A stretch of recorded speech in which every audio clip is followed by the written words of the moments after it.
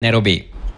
Meanwhile, Kenya Kwanza leaders from the central region have continued to pile pressure on former President Uhuru Kenyatta to advise his close ally and Azimio leader Raila Odinga to call off the planned protests across the country. The leaders want Uhuru and Odinga to accept that President Ruto won the presidential election fairly. On the other hand, Azimio leaders have vowed to continue with their protest slated for this week from Wednesday to Friday, as Willie Lusige now reports.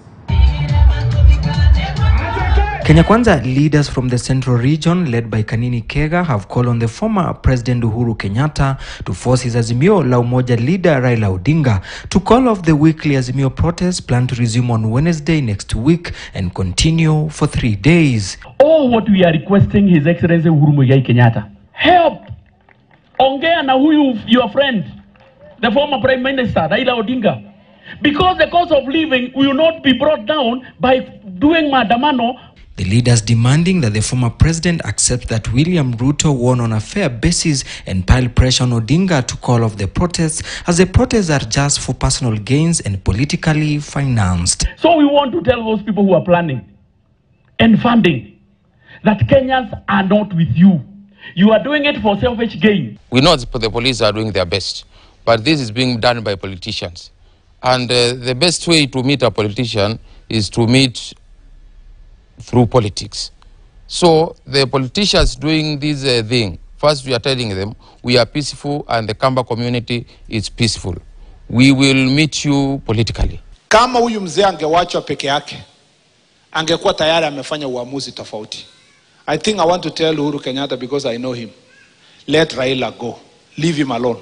Wenzetu ambao wako kwa upinzani, they need to give the president time.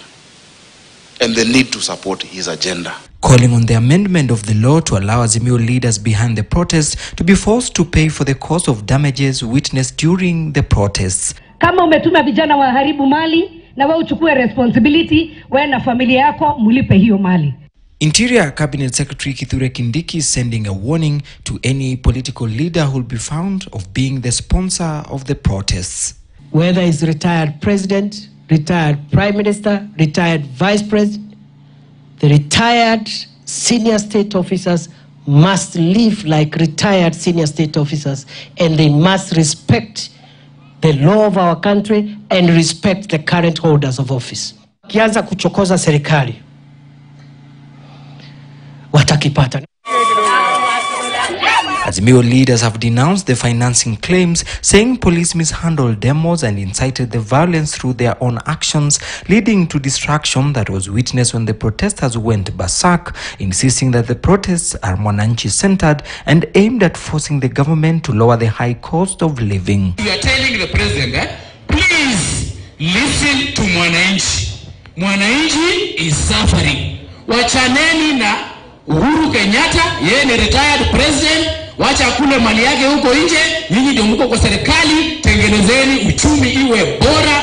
Wewe unajua article 37 inasema kila mwananchi ana right to demonstrate. Alafu president anasema hakuna maandamano yatafanyika Kenya hii. You are undermining the same constitution. Azimio protests are slated to continue for 3 days this week from Wednesday to Friday. Willie Lusige, KTN News, Nairobi. On a similar note, Interior Cabinet Secretary Professor Kithure Kindiki has reiterated